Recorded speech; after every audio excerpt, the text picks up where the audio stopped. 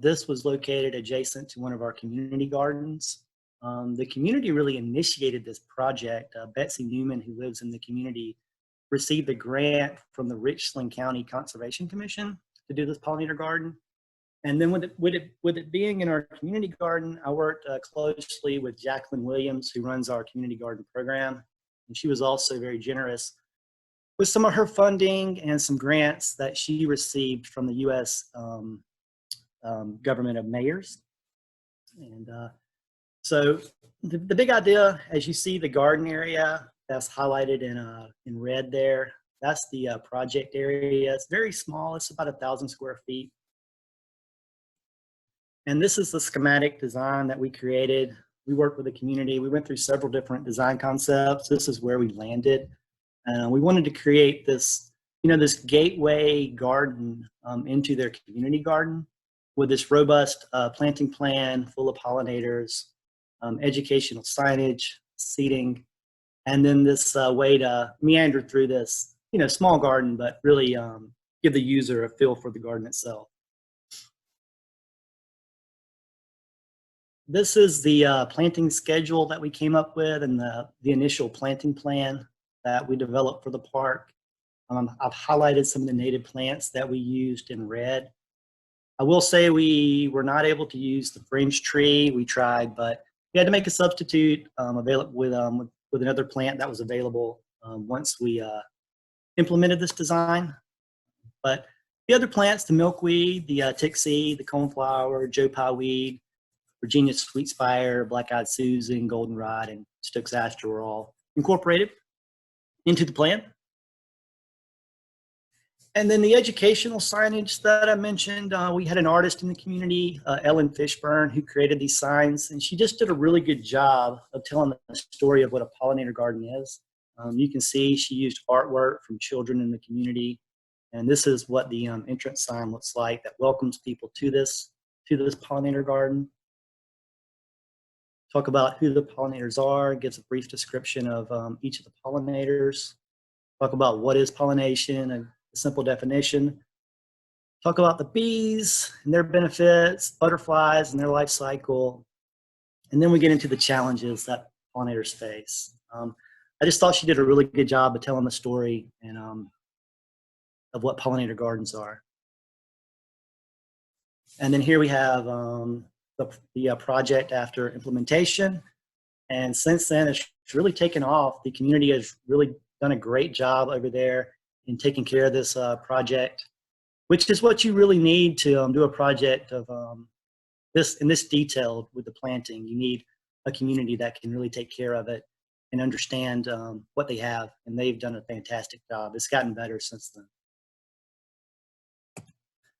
This next project is called LYNCH Park. This is in historic Elmwood. This was one of my first projects back in 2014 when I came to the city. It started out as just a simple playground project, but it quickly grew into revitalizing the entire park. We worked with the Junior League of Columbia in a public-private partnership and came up with this schematic design. But what I wanted to focus on is some of the sustainable design features, which this is butterfly garden that we created, and then these nature-based fragments of play in the playground itself. You can see in the picture on the left corner, that's the butterfly garden. You see a list of plants, some of the natives that we used in there. I know you'll also notice some non-natives that are filtered in there as well. And then these fragments of nature-based play that I mentioned, we used a lot of different boulders throughout the site. And then there were this stockpile of stumps from the flood in 2015. And me and the site superintendent at the time snatched those up and incorporated those into the park also. It was just a really fun project. Next, I want to share a somewhat larger park. It's about 10 acres. This is Martin Luther King Jr. Park, located in the Five Points area. This was a joint project with both Parks and Recreation and the engineering department. They had reached out to us wanting to come up with a master plan that could implement some stormwater management practices better than what they had in the initial plan. and are in the existing park. And the idea was to create this plan that would give the park a new green space that was much more usable. The green space at the time was very boggy, did not drain very well. We wanted to create more storage capacity and treat the stormwater, help in some of the flooding that we had in 5 Points and just treating the stormwater in general. Before it went into the existing creek there, the Rocky Branch Creek that runs through the park. But we also wanted to add this boardwalk so park users could really experience this wetland. We wanted to make it an amenity, which was different than what was there before. Before they had this fence that really just fenced off this Rocky Creek branch from the park itself. So we created the schematic design concept really just to start the conversation, engage the community to see where it would go. And they approved it to the next step, where we hired Woolpert Engineering to take this into design development and construction documents, as you see here. And they did a fantastic job of really carrying out our vision of the schematic design. And so what this design shows you, you see the grades, it steps down. We have this new line that's graded to drain much better, much more usable than it was. We have some existing trees that we wanted to be sure that we saved, that were established, large sycamore trees that we wanted to save on site. We created this rain garden to capture and treat some stormwater there as well. And then we have this connector, this sidewalk connector from the iconic fountain in the site to the parking area. And this retaining wall, it's about 12 to 18 inches. And then below that, we have these bio retention cells, or detention cells, that capture and treat the water before it goes into the creek. You can see this double row of silt fence also. We had to be very careful as we implemented this plan to be careful along this stream edge. And then you have these boardwalks that penetrate into this wetland, or these bio detention areas for educational purposes, and really just to put the user in the space to get a different sense of what it's like to be in these very wild landscapes. And we took an additional step. Typically we won't do this, but with this project, we wanted to be very clear with the community of, with what we were doing. This was a 360 from what they had before, where they had fenced off this creek. We were asking them, hey, we want to not only take your fence away, but we want to make it much more wild and embrace it and make it a focal point for the park. And I believe this really helped. This was rendered directly from the construction documents, so we could say, hey, this is exactly what you're going to get. And the community supported it. They really liked the idea and were excited. And we moved towards construction. This shows you an image after it was built. But I want to share a video real quick that Columbia Water put together that really highlights the whole process. I think you'll enjoy. I'll show that now.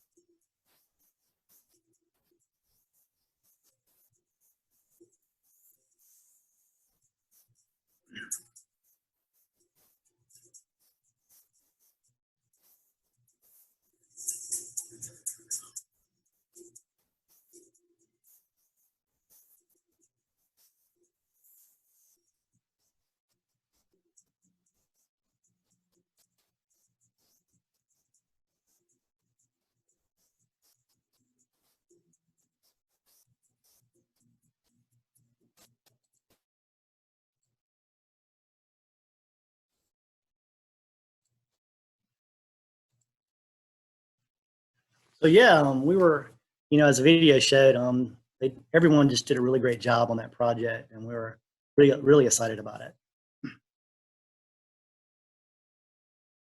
Okay. So the next project I want to introduce to you is the Owens Field Park pump track. This is actually where I met Lynn to be invited to speak with this group. We were out there planting wildflower seed in it, and it got her interested in what we were doing. But this is a schematic master plan that we created early on.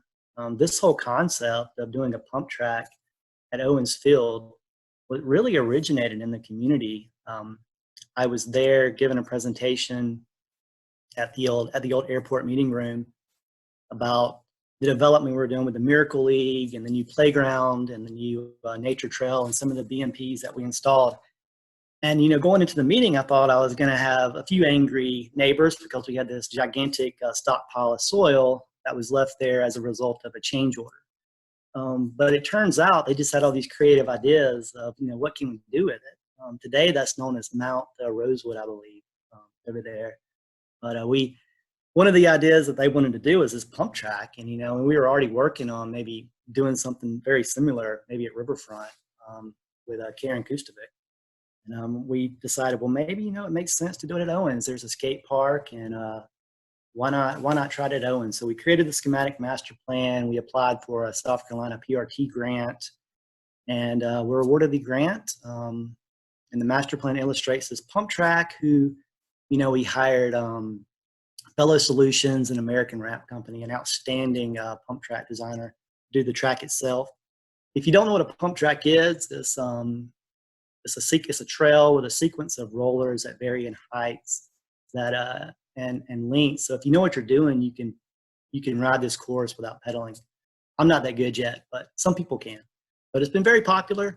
So we have the pump track, but the idea around the pump track, we wanted to create a trailhead with the site amenities and with this native landscape, and then make this very wild landscape throughout the track itself with wildflowers. We did use grass on the edges because the banks were so steep, and it was built right before summer. We're going to have pretty heavy rains. We wanted to make sure the erosion, the track didn't wash away on the edges, but we're real happy with how it turned out. I'll go through some of the images. You can see we had to be patient, though. It took a while for these wildflowers to take off. I know some of the guys that maintain this were giving me some sideways looks as we had these very weedy fields for a while with no wildflowers, but eventually it took off, and I was glad that we were patient.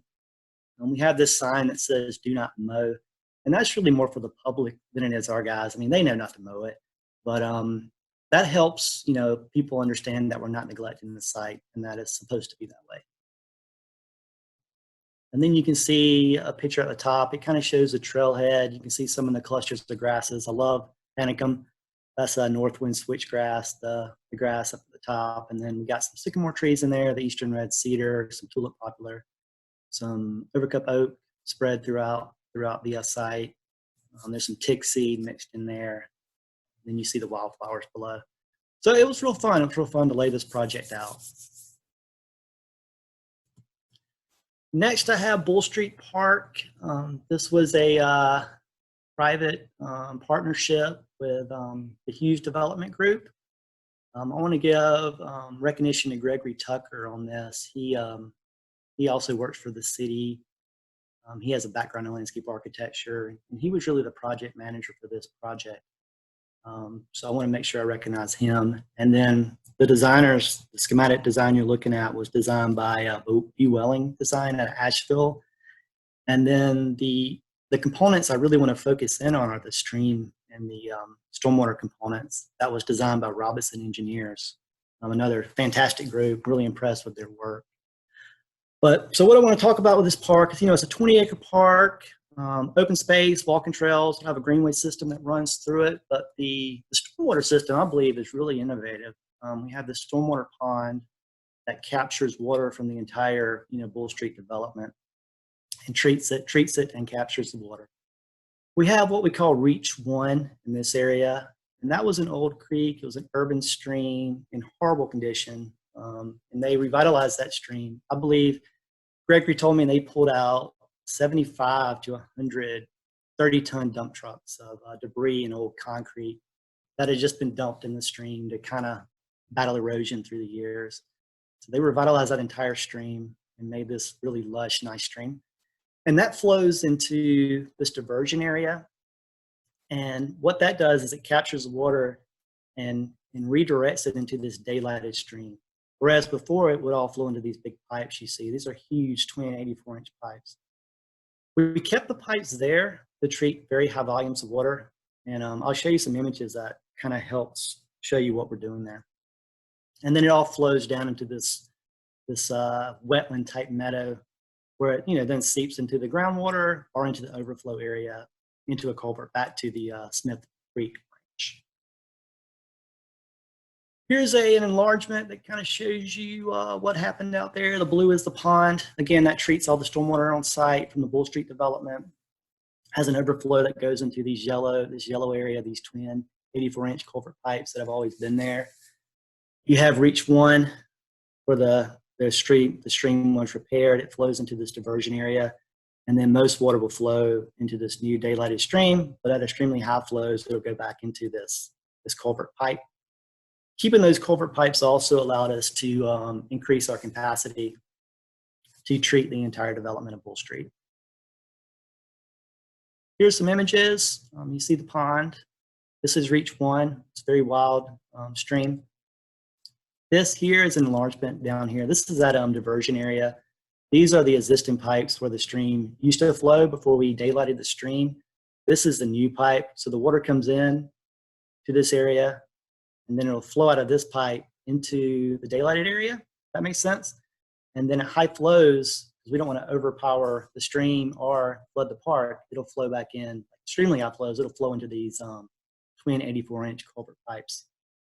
It's dammed up now, which is why you see it full. We haven't actually released it into the new stream because we want the plants that we planted to really establish before giving that much volume into the stream itself.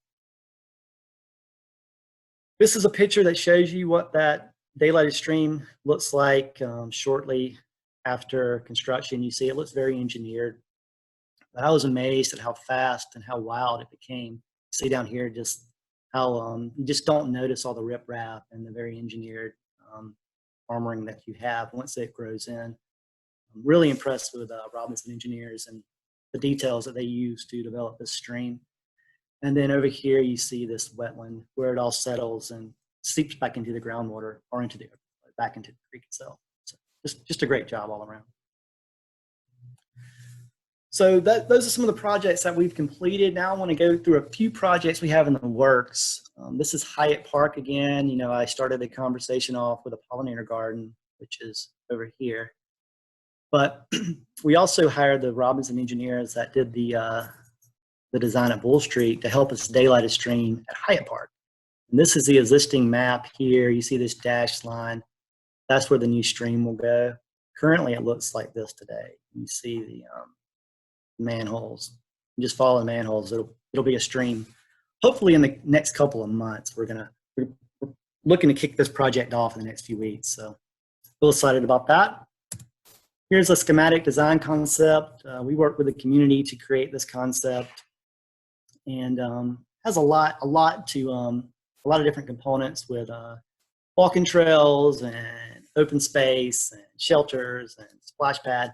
But what I wanted to focus on tonight is this new stream that we're daylighting. This is an existing tributary or creek that flows into it. If you look at this image down below, that's if you're standing here looking this way, and you can see where they merge together. And then we wanted to create this, almost like this outdoor classroom in this location, and then use different features that I'll get into to help educate the public on stream daylighting. I will say, as we got into design development, you see this bio-retention area here. We decided to implement that into the stream and really carry the stream all the way to the parking lot. So it became a much better design as we continued to develop the scope. So we took it to the next level. We hired Ken Simmons' office and Robinson engineers to take this into design development and construction documents. You see the image above, and you see the planting schedule. All of that in green is all natives. The stream corridor, of course, is full of native plants, and then the planting schedule has a ton of native plants itself. So real excited to implement this. Can't wait to get started on it. Here is a gateway rendering of what that stream might look like. This is from the construction documents, and this will help the contractor give them an idea. They know what we're looking for as they build it. But the parking lot is up here. We're daylighting the stream under this boardwalk. You step down from the parking lot on these grand steps. And you have seating and planting, has incorporated into those steps. And then you have this boardwalk and this new stream. Whereas before you just had a very grassy, very lawn area with manholes. This is a detail of what the creek channel, how we'll build this creek channel. You see the pipe we're removing. We expect it to flow from the modeling that the engineers did, this very low channel of flow for most days. But we expect it also to be very flashy, a very flashy stream where it'll rise up and take up this whole space during storm surges. And then below, we have a couple of different ideas we're implementing. This is your typical sort of drop pool section as it runs through the park. That'll drop into the pool, gather, let silt settle and continue to flow. And then we wanted to do something a little more innovative, something a little different with this detail. We call it our engineered beaver dam. And we're using these huge durable log pieces and making really what we're doing here with a boulder is we're doing it with these large pieces of wood. We got to pull it off, but I think it's going to be a really cool concept, and we're going to put it near that outdoor classroom so it can be very educational as well and really fit in well with this really wild landscape that we're looking to create at Hyatt Park. Next, I want to go over this urban farm that we're working on. This is on the West Beltline area. It's about 17 acres. And this is very schematic. We've started a portion of this project, but we have a long ways to go. There's three different areas. There's this co-op grocery area. We're hoping it becomes a co-op grocery. It could also be more of this commercial zone right here along the Beltline. We have this, and you can see the 3D image down here as well. And with this development, we want to introduce some, rain gardens, pervious paving. We talked about doing a cistern to catch the rooftop drainage. And then we have this urban farm in the center. And we want to, we're looking at different partnerships, maybe multiple partnerships to pull this off. And we want to have a partner that can really engage the community there and bring them into to this urban farming. And this whole area is what they consider a food desert. So this would be really, really big for that community. And then behind that, we have this park. And there's an existing ball field, and we've used some hard funding recently to update that ball field. But like I said, there's a lot more work to be done out here, but it's a cool project, and I just kind of wanted to show it to you tonight, introduce it to you. And then finally, we have a project in EARLWOOD Park, which is where my office is located. This was a project that engineering really ran with. They got a 319 grant, just like we got at our Hyatt Park project, to improve a stream that runs through EARLWOOD Park. It was very eroded, very, very steep cliffs. And they pulled those banks back and stabilized them with turf. And then the next phase was to come in with this planting plan, these native plants, and create this very lush planting to buffer the creek. And then we also, we have a rain garden that we built below a dog park that captures all the water and cleans all the water from the dog park before it is released back into the Smith Branch there on site. The plan is to have our community have a community planting date for all of this, and we were about to plant it right before COVID hit and really sort of interrupted all those plans. But we'll see where we are in the fall. Maybe we can do it then. But looking forward to getting those plants in the ground. So I believe that is all I have for tonight. Hope you enjoyed seeing sort of a little bit of what we're doing here in Columbia, and enjoy sharing it with you. All right. Thank you so much. Todd, if you want to maybe stop the share, we'll go back to the Brady Bunch version of the Gotcha. of the screen. And we've got a few questions before I unmute everyone. I thought I would try to get the questions that were posed in the chat room to you and see what see where we can go from there. Denise wanted to ask if you've ever heard of a stumpery. She says the English use tree trunks and stumps to make a garden, which encourages all kinds of insects, mosses, and fungi to grow. Also wanted to say what a nice job you did at MLK Park. Awesome. I have not. You know, I love using old stumps and snags in planting designs. I know I believe they put some in that pollinator garden since for that very purpose, but I'd love to hear more about the stumpery concept. If you can email me some information on it, yeah, I'd love to hear more about that. All right.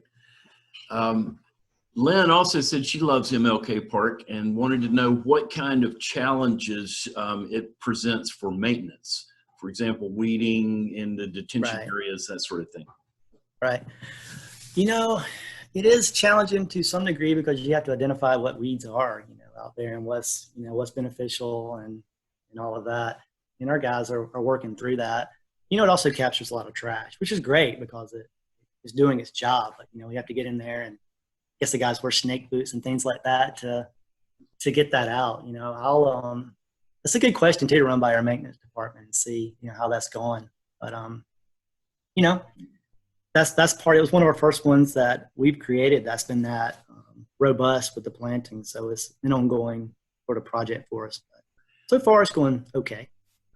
Lynn also was asking where the stream at Bull Street flows to eventually. I know you have some detention areas and some wetland areas, but you know where. So it all goes into that little wetland area, and there's an overflow.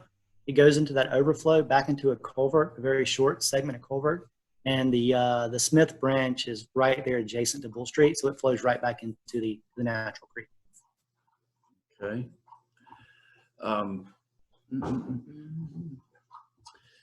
How about,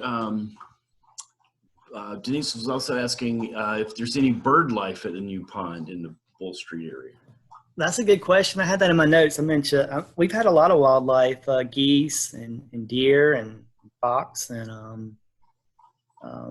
I know it was challenging actually to grow grass out there because the geese population was so heavy with the stream. It took a long time to get our open space turf established.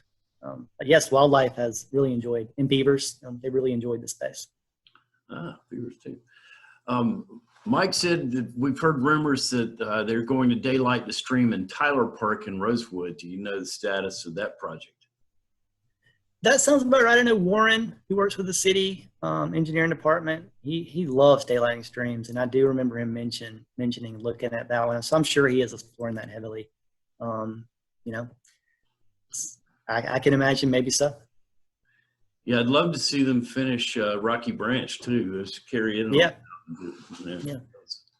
The city enjoys those type of projects. Yeah, it's kind of a mess where it goes through the campus, university campus. Karen asked if anyone's monitoring for macroinvertebrates on these daylighted streams. Okay, yeah, another good question. That is part of our plan at Hyatt Park. Karen Kustovic and the Rangers, they're going to start managing that once we get it implemented, and we'll report what we find on that as well. So we will be looking to do that as well. We have a question here about permeable asphalt. Have you used that in any of your projects, or are you looking into using permeable pavement? I've used it in the private sector, not with with the Parks Department just yet. I've had it on master plans before and wanted to use it. We need a healthy budget sometimes to use that, and unfortunately, some of those items get value engineered when you're dealing with our budgets and to make sure we get the most we can in some of our park projects.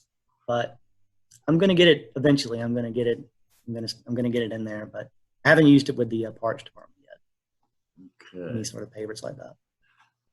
Karen was also interested in hearing about why you initially stabilized Earlwood with turf and later natives.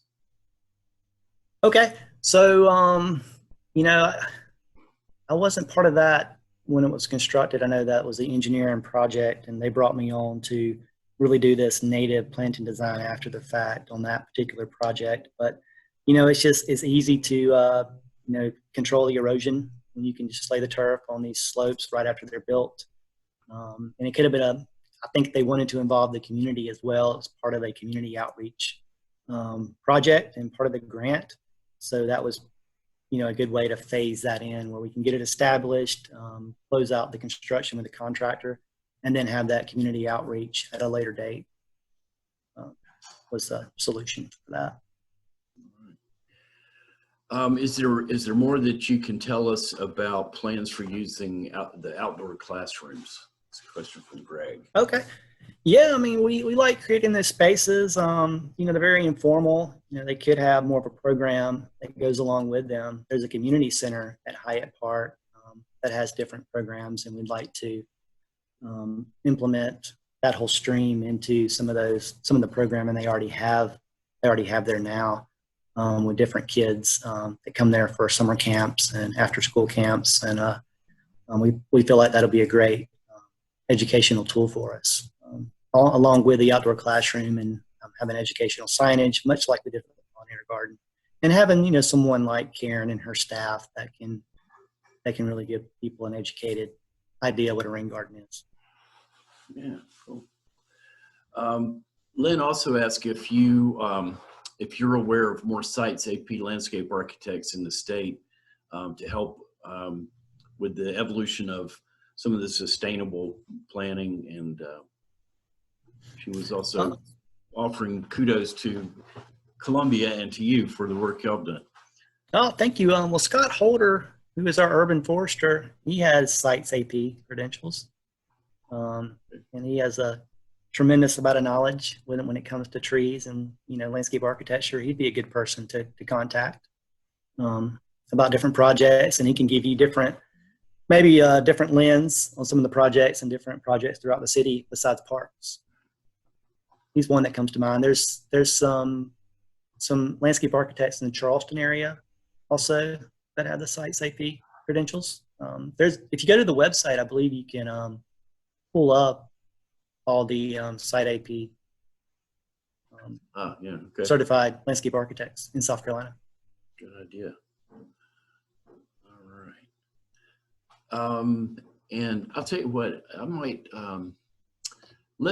before we go any further, I think there's maybe one or two more questions here, but I would like to see if you're good hanging around with us for a few minutes. I would like to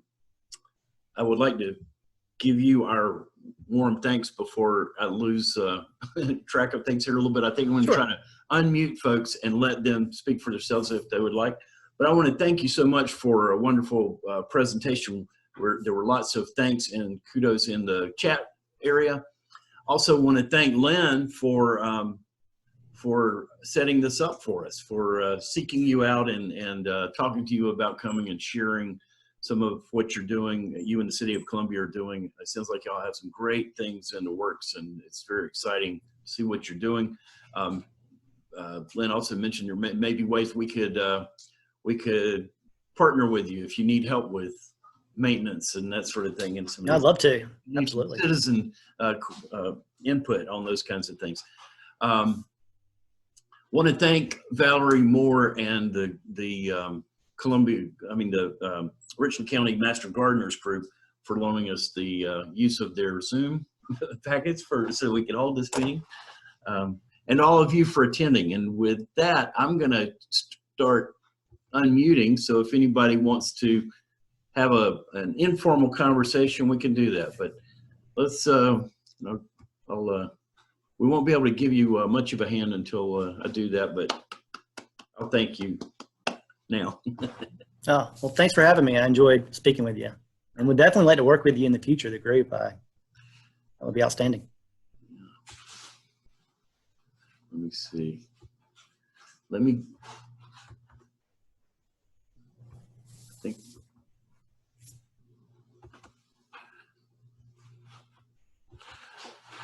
right, y'all.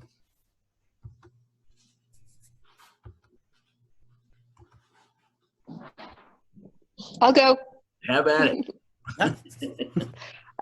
Hey, Todd, thank you so much. This was really cool. And I might be on a delay because I'm on a crummy connection out of state right now. But it seems like Columbia is nice and small enough where groups like the city and the riverfront, which I know is part of the city, and our group can work meaningfully together. So I was excited to meet you at the pump track because that saved our bacon when the school shut down in the spring. And it was just delightful to find out that the wildflower garden was going in there. And we foraged for blackberries on Mount Rosewood, dewberries and stuff. So it's and MLK Park just blew me away when I saw it because I hadn't been down there in a while. And it was, I've seen, it was the caliber of what I've seen at Lincoln Park in Chicago.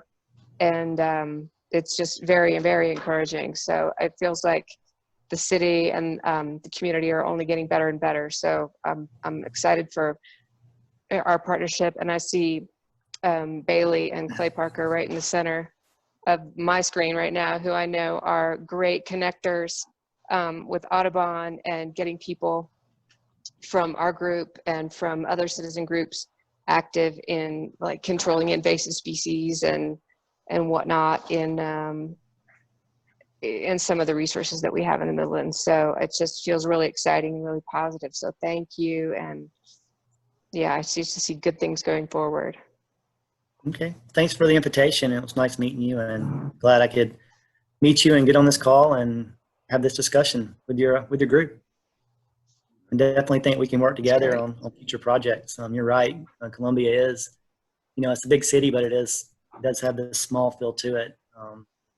It's nice to work with different community groups and form these partnerships. And I think that's what it takes, this collaborative effort to really do these unique and innovative projects.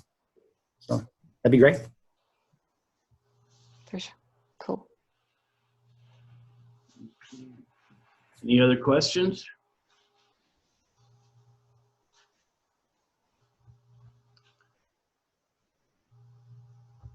All right. Well, hearing none, I'm going to stop the recording.